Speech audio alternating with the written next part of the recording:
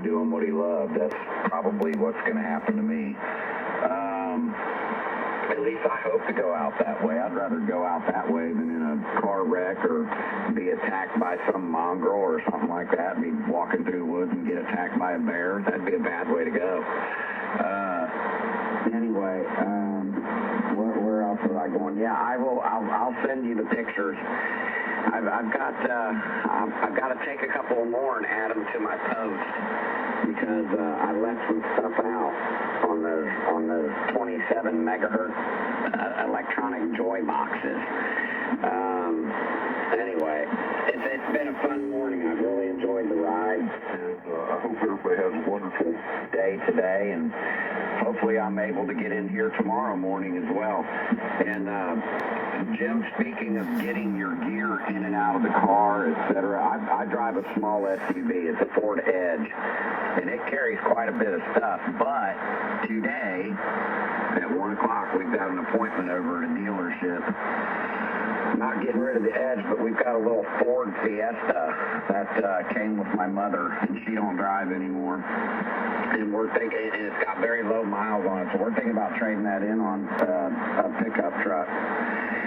Pickup truck with a camper shell would be ideal, but we're going to go look at some vehicles today at 1 o'clock. And then moving my gear will not be the catastrophic failure point in any of the performances that I take part in.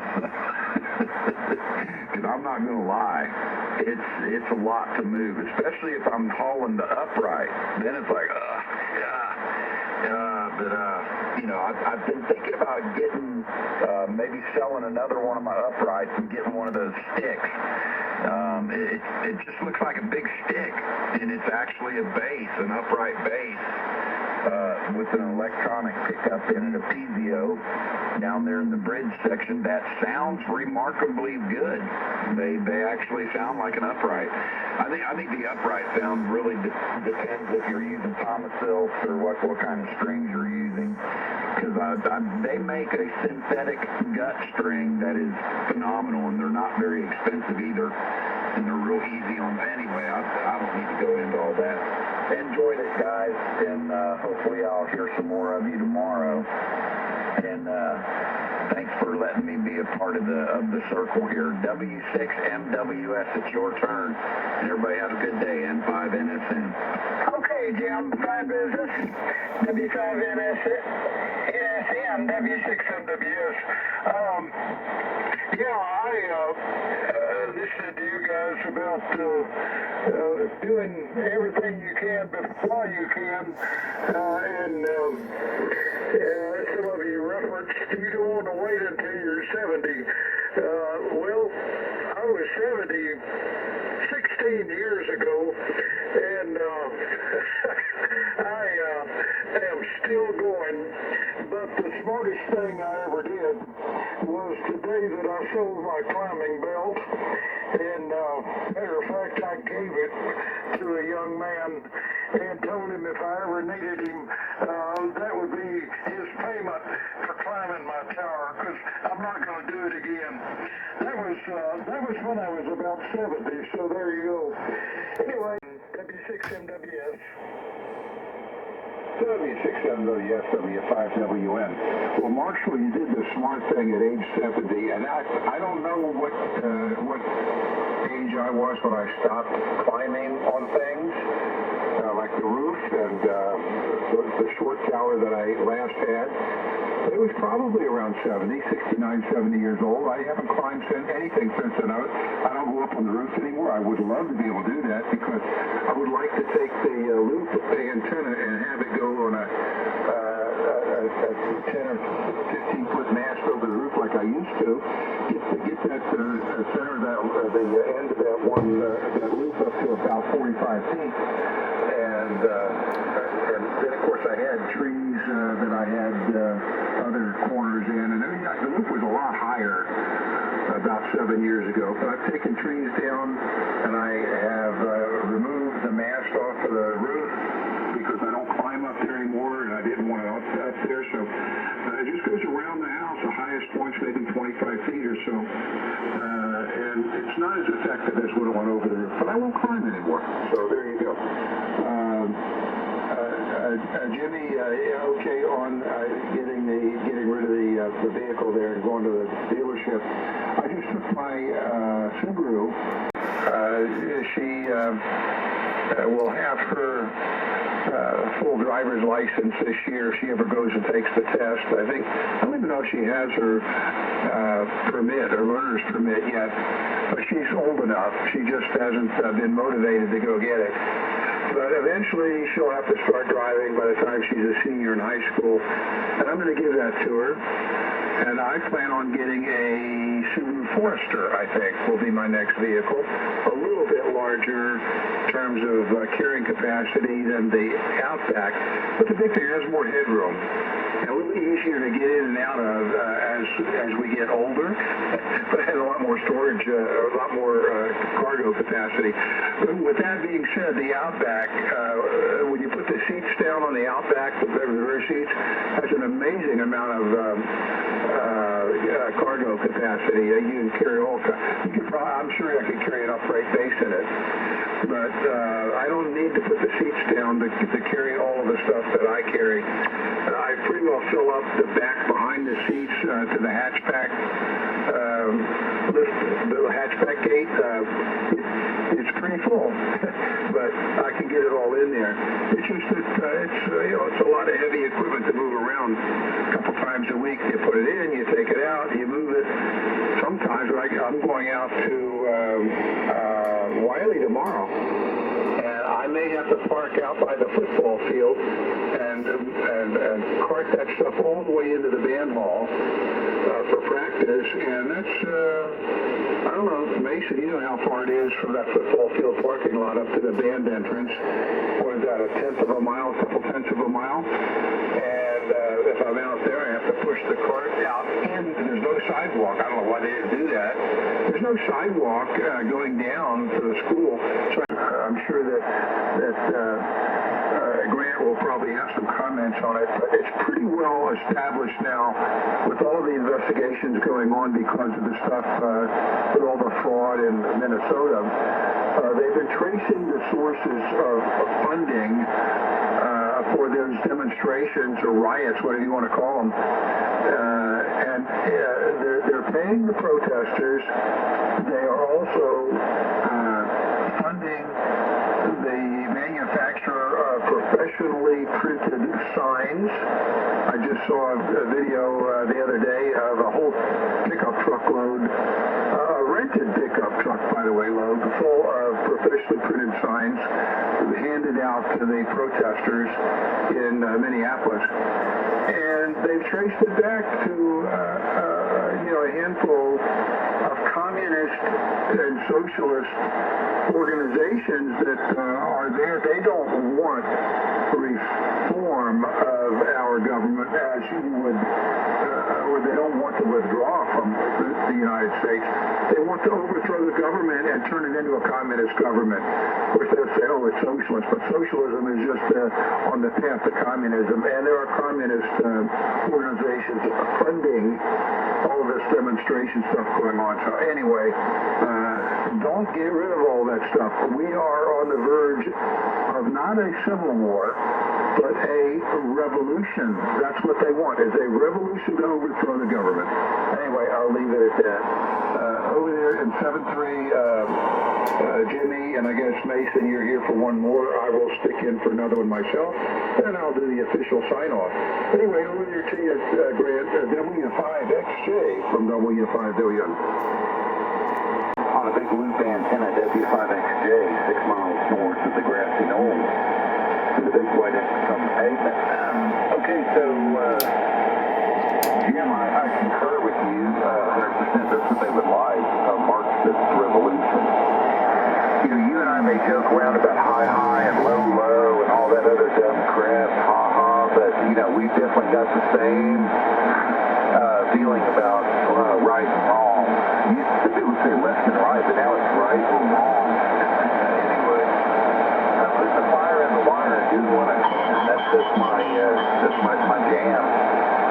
So yeah, you're right, 100%. I can't wait to banish all them and get them the hell out of here. So hopefully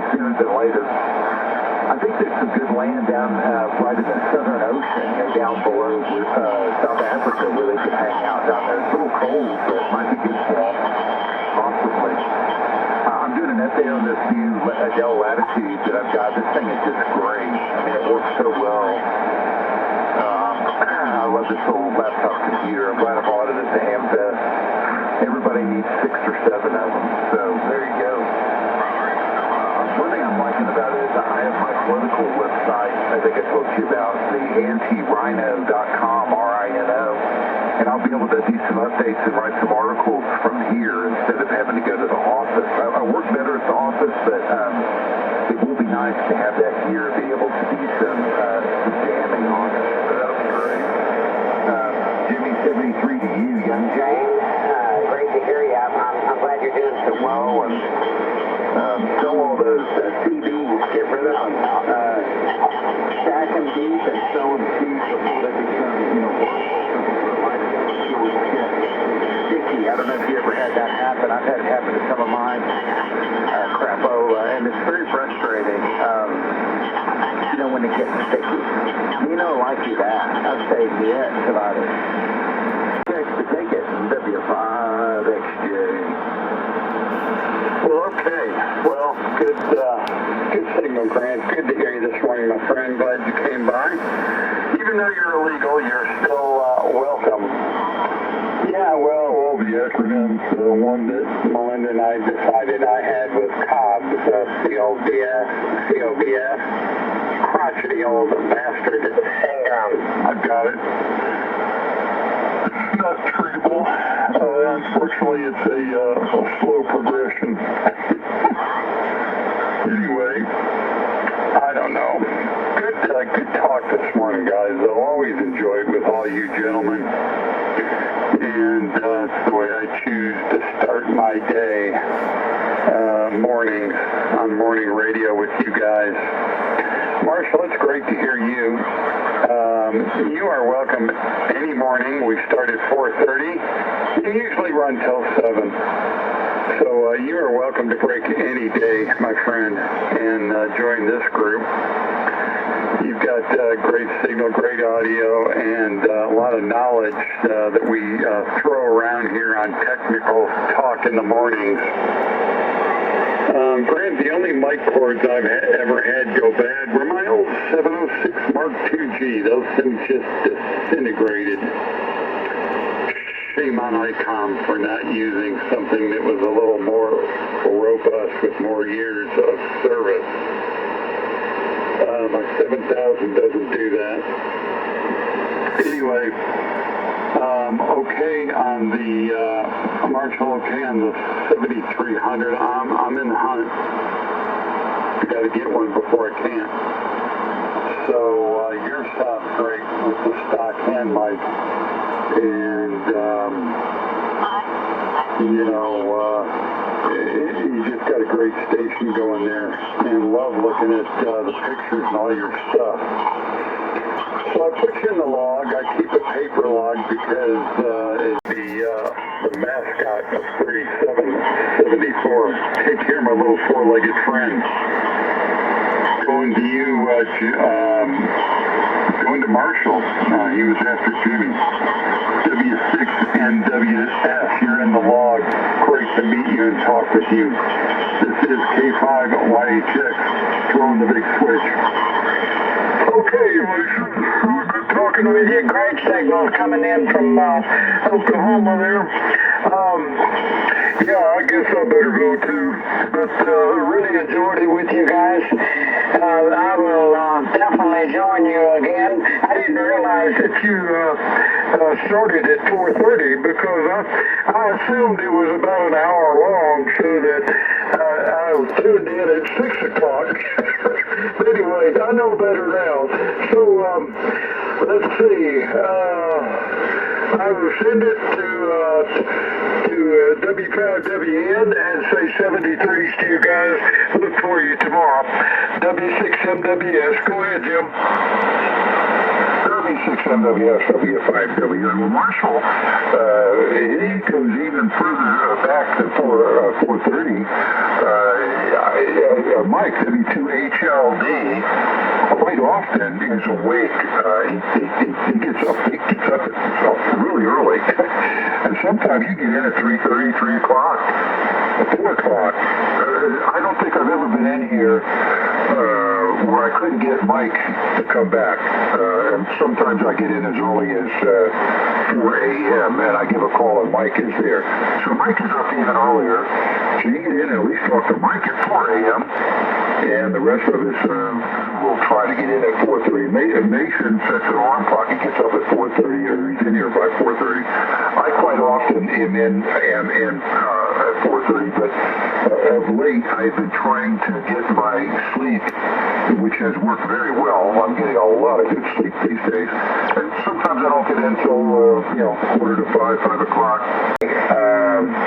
Let's see, what was I going to say? I was going to give a quick report, Mason. I haven't done this for a while, about the screaming Game Boy. You haven't heard about him, my latest encounter with him. Actually, he hasn't been screaming too much lately. My last observation of screaming Game Boy was, I think it was yesterday when I was in, it was yesterday when I was in doing my workout at the Dream Center. And he wasn't screaming. He let out one little burst, which wasn't too distracting. But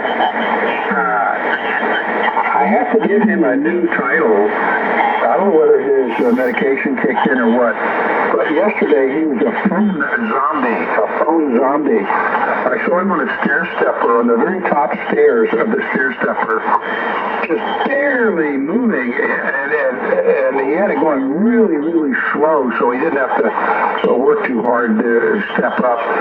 And he was so concentrated on his phone that he could hardly focus on doing any exercise. Well, after a few minutes, he got off of that stair step. He climbed down off of it, and very, very slowly, with his nose in the phone, made his way over to the treadmill. And I think he had his nose was so solidly in the phone, he had trouble finding where to step up on the treadmill.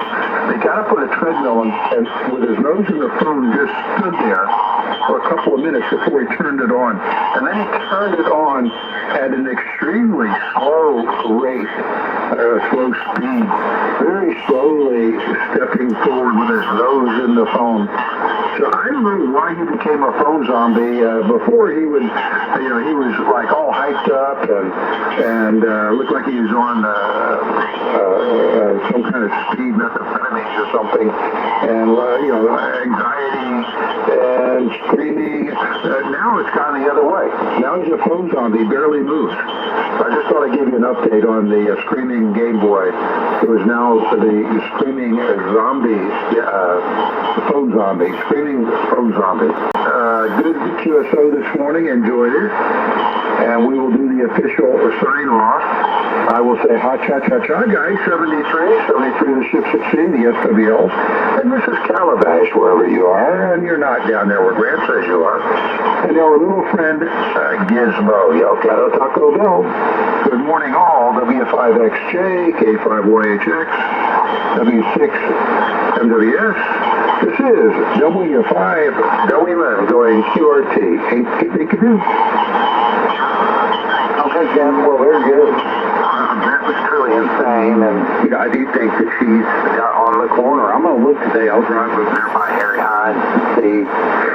And if she's there, I'll wave a hand and I'll say, please get treated. Do something that's going to help you stop turning the corners there. But, who knows. But, yeah, Marshall, nice to hear you on. And all the way from California to Denton, that's quite a move.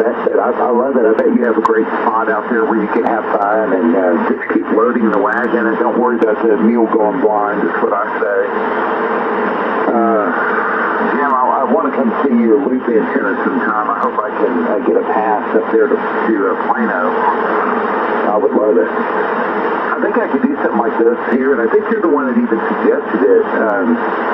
Jim, with the idea of doing like a stacked loop, like do a 300 and, whatever many feet it is. I guess it's, 500 feet or something of wire, whatever, 350, 360. And you have basically two triangular loops, one stacked on top of the other, same wire, all connected, and then loaded.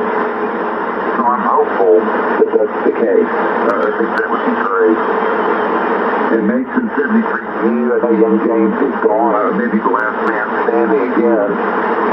But all the best from Dallas, and good to hear y'all this morning. 75-inch depth, 6 miles north of the grassy knoll, and the big wide X on the pavement.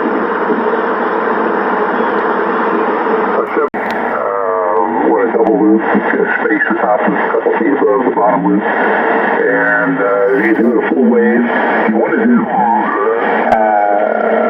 A 500 shell case, that'll be 160 meters. it'll work on 75, but you need to stack about probably four loops on your lot to get that, and it may not be as efficient on 75, but a double loop would work fine.